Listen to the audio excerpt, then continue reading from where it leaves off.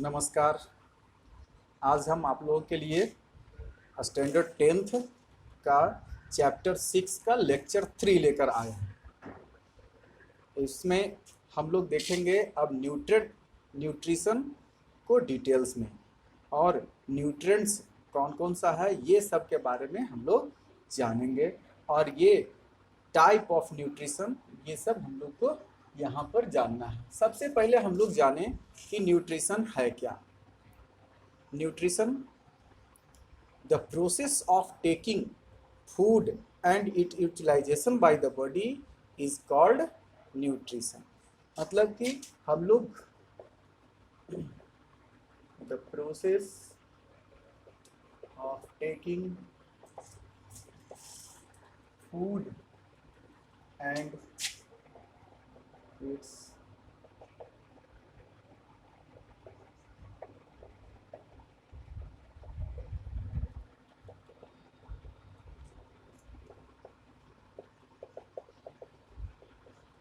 जितने भी living organism हैं उन सबों को न्यूट्रिशन की आवश्यकता होती है।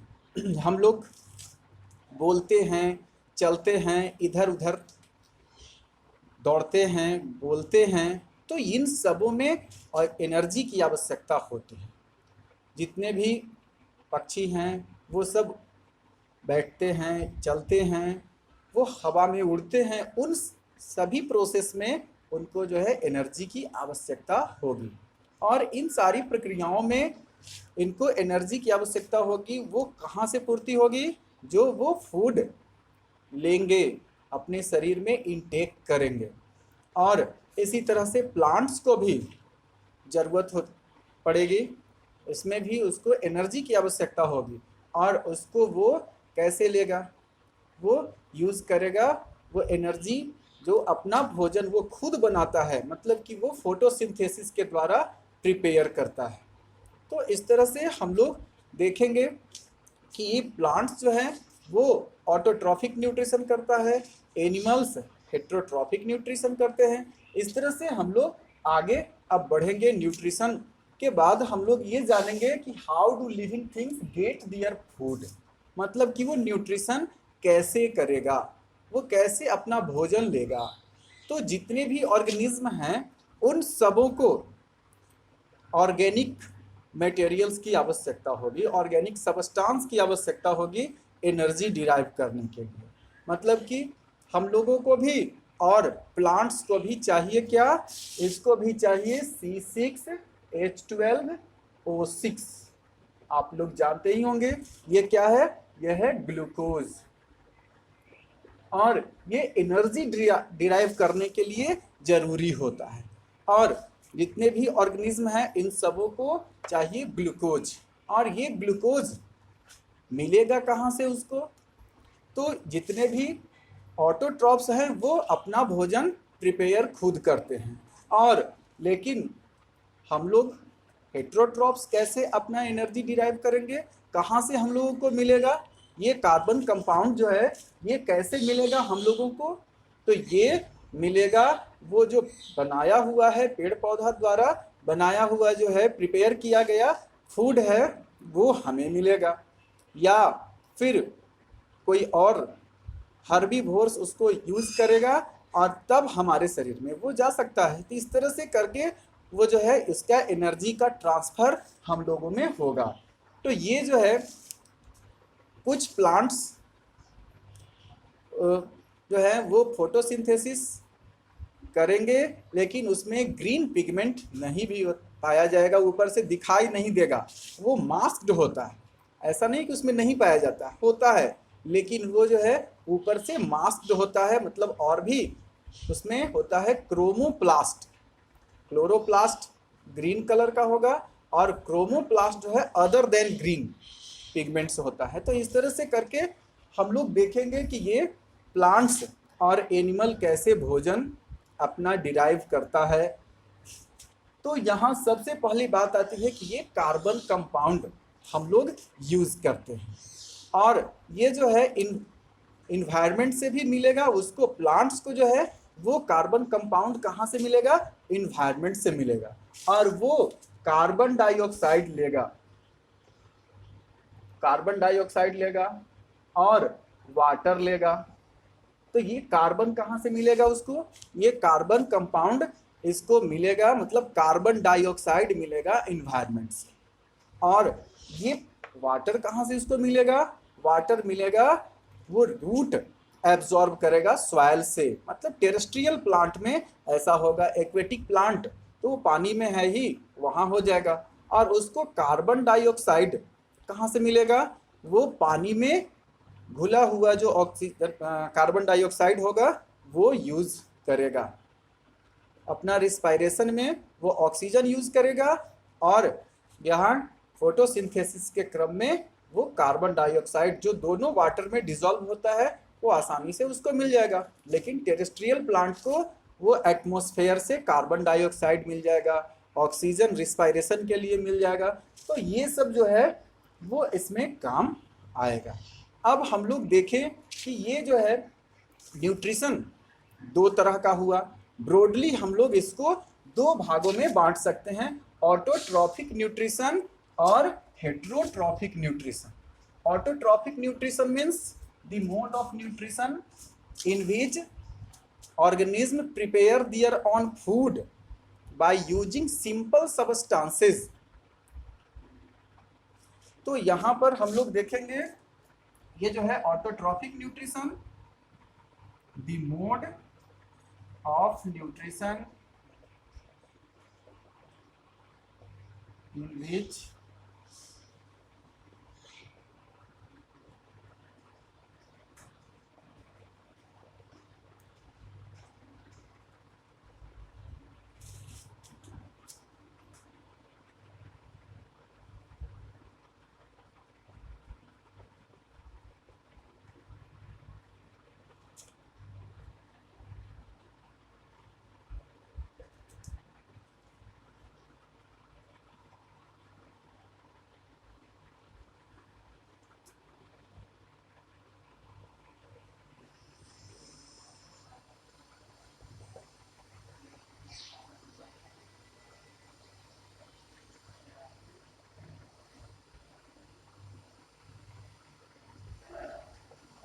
इसको कहेंगे the mode of nutrition in which organism prepare their own food by using simple substances, या इसको कंपाउंड कहेंगे from surrounding environment, is called autotrophic nutrition. और ये किसमें होगा, प्लांट्स और एनिमल्स, कुछ और हैं जो उसमें बैक्टीरिया आएगा, कुछ ऐसे हैं जो वो उसमें भी होता है फोटोकेमिकल्स रहेगा और वो करेगा, मतलब ऑटोट्रॉफिक्स होंगे। इसका example green plants,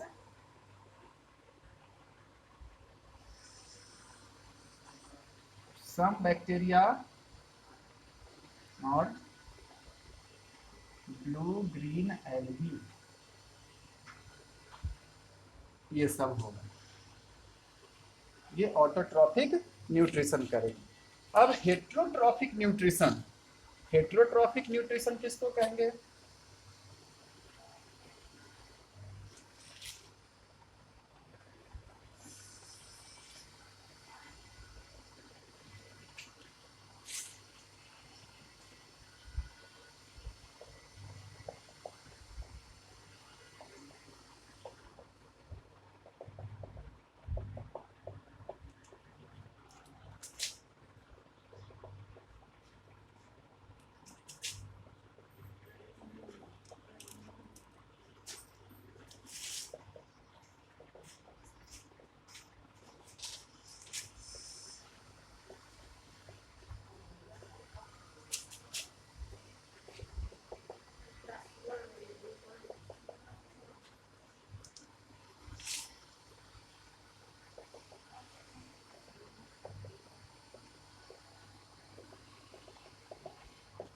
the mode of nutrition in which organism do not prepare their own food and depend on autotrophs is called heterotrophs।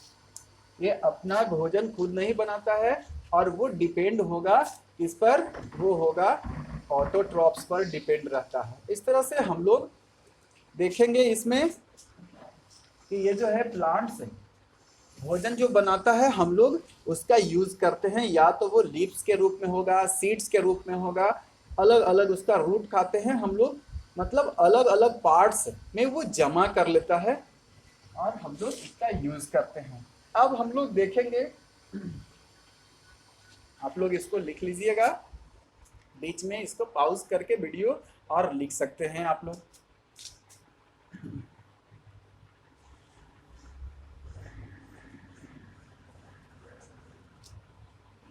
अब हम लोग देखेंगे सैप्रोफाइटिक न्यूट्रिशन। ये क्या है सैप्रोफाइटिक न्यूट्रिशन?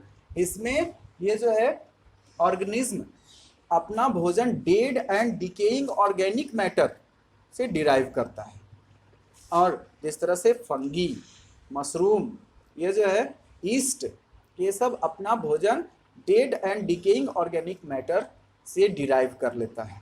तो हम लोग अब देखेंगे इसका, ये जो है saprophytic nutrition, the mode of nutrition in which organism prepare there on food from dead and decaying organic matter. फिर है पारासिटिक न्यूट्रिशन। पारासाइट के बारे में आप लोग जानते होंगे। पारासाइट है क्या?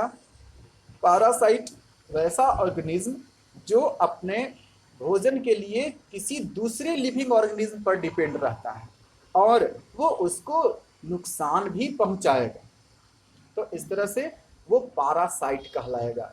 Organism which derive their on food from living organism and harm them, तो वो पारासाइट आर कॉल्ड पारासाइट। तो इस तरह से ये जो है पारासाइट रहेगा। तो वैसा न्यूट्रिशन यदि होता है तब उसको कहेंगे पारासिटिक न्यूट्रिशन। तो mode of nutrition in which organism live on other either external और इंटरनल बॉडी पार्ट्स में रहेगा। तो इस तरह से करके हम लोग देखेंगे कि वो न्यूट्रिशन किसको न्यूट्रिशन कौन सा है, वो पारासिटिक न्यूट्रिशन कहलाएगा। और उसके बाद है holozoic nutrition, mode of nutrition in विच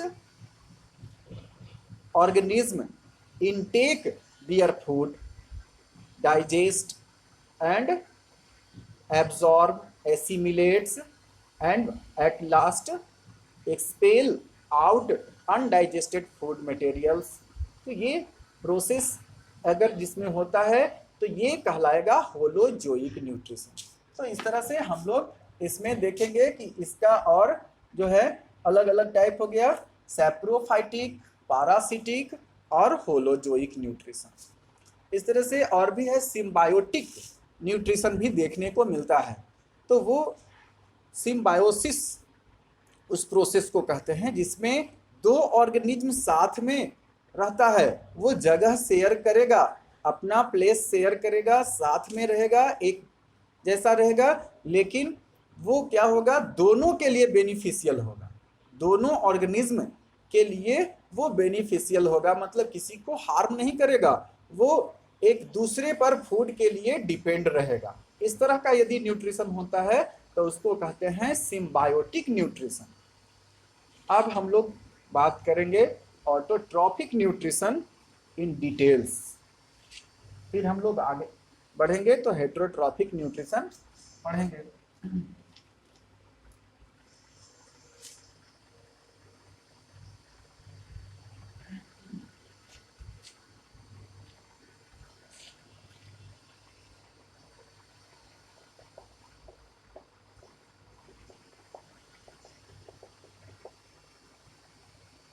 अब हम लोग बात करते हैं ऑटोट्रॉफिक न्यूट्रिशन की। ये प्लांट्स में होता कैसे है, ग्रीन प्लांट्स में होगा कैसे? तो हम लोग जानते हैं कि प्लांट सेल में एक खास तरह का पाया जाता है प्लास्टिड्स, उसको कहते हैं क्लोरोप्लास्ट। कौन सा प्लास्टिड्स? इसमें पाया जाएगा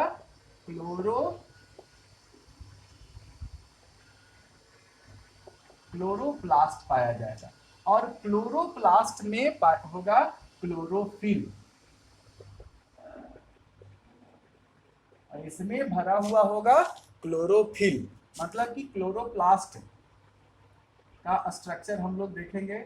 ये इस तरह से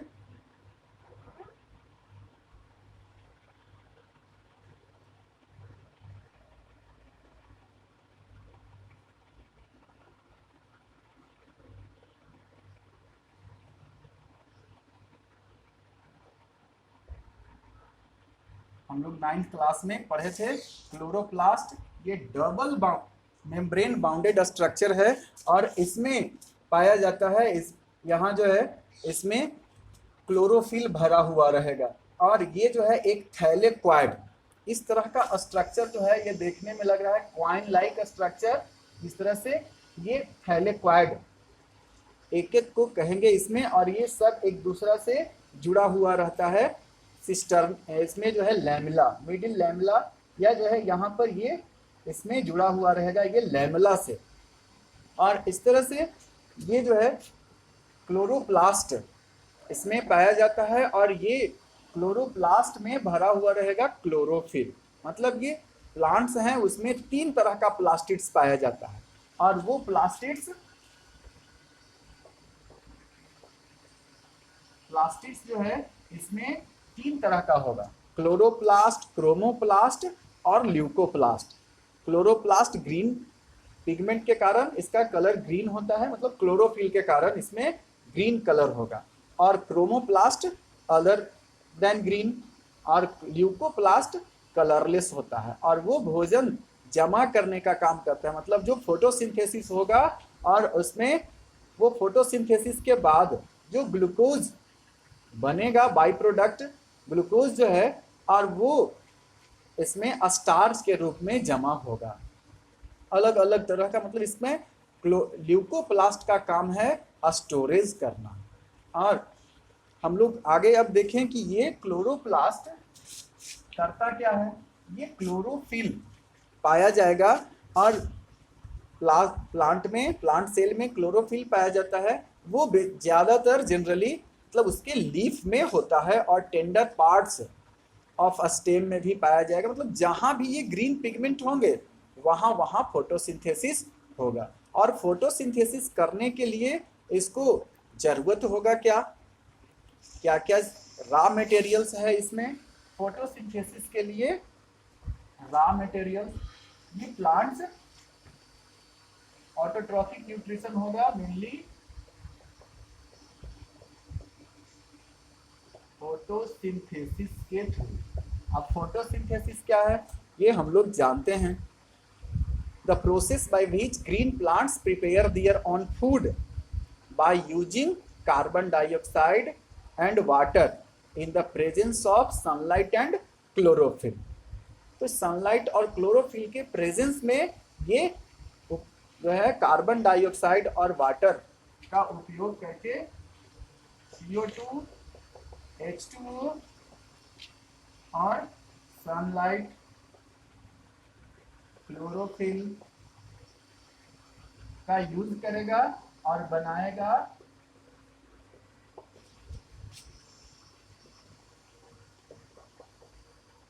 और इसमें ग्लूकोज बनेगा, ऑक्सीजन और वाटर भी इसमें होगा। अब हम लोग देखें कि इसमें कैसे ये जो प्रोसेस है वो कैसे होगा। सबसे पहली बात है कि इसमें एब्सॉर्प्शन होगा। ये जो है लाइट का एब्सॉर्प्शन, मतलब सनलाइट का एब्सॉर्प्शन होगा या trapping of sunlight bye chlorophyll. इसमें जो है सबसे पहला प्रोसेस है इसमें होगा absorption of sunlight bye chlorophyll. Chlorophyll जो है वो सनलाइट को एब्जॉर्ब करने का काम करेगा और conversion of light energy into chemical energy. दूसरा जो प्रोसेस होगा conversion of light energy into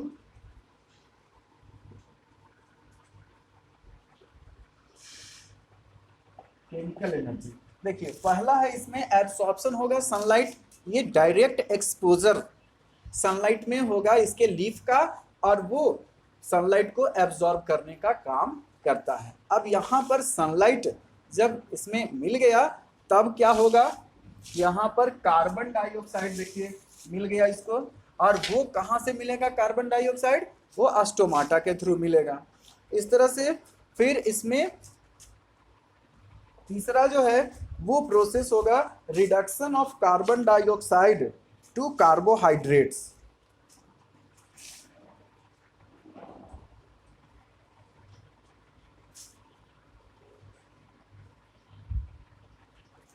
reduction of carbon dioxide into carbohydrates.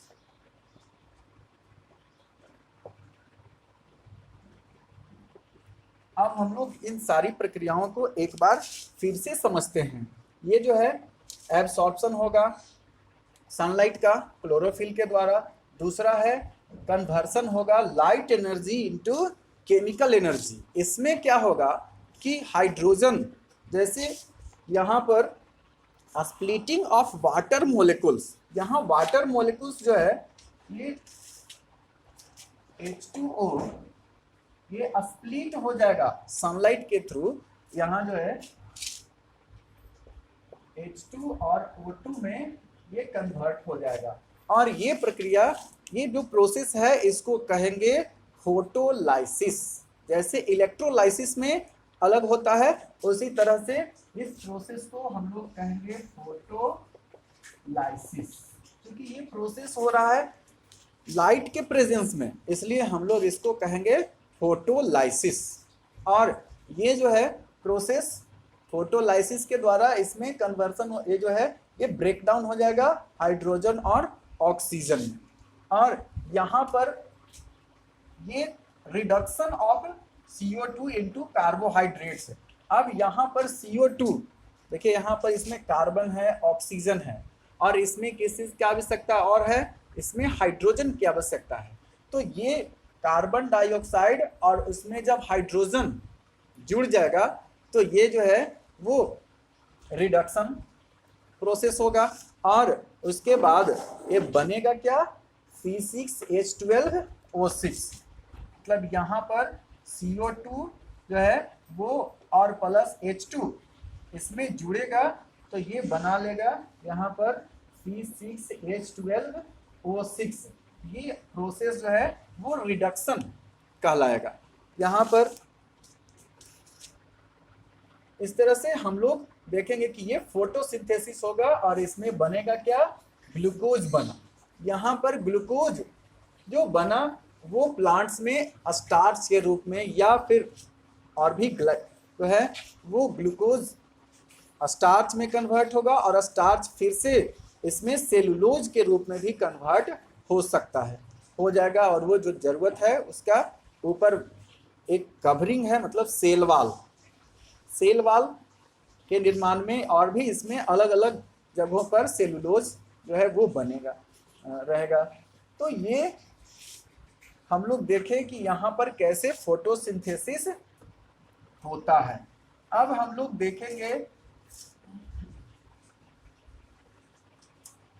Photosynthesis को हम लोग अब यहाँ पर इसमें जो जो रॉ मटेरियल्स है उसको एक्टिविटीज़ के थ्रू नेक्स्ट वीडियो में हम लाके दिखाएं, आप बताएंगे इसमें कि वो कैसे होगा। फोटोसिंथेसिस में रॉ मटेरियल्स कौन कौन जरूरी है, इन सबों के बारे में हम लोग विस्तृत जानकारी उसमें प्राप्त करेंगे। तब तक हम लोग कुछ क्वेश्चंस दे देते हैं और आप लोग उसको बना के और अपने साइट पर अपलोड भी कर सकते हैं। और इसमें पीछे जो हम लोग पढ़ाए थे वो वाला चैप्टर में ही, इसी वाला में वो क्वेश्चन है, why is diffusion insufficient to meet the oxygen requirement of multi cellular organism like human. ये इसमें second question, what criterion do we use to decide whether something is alive.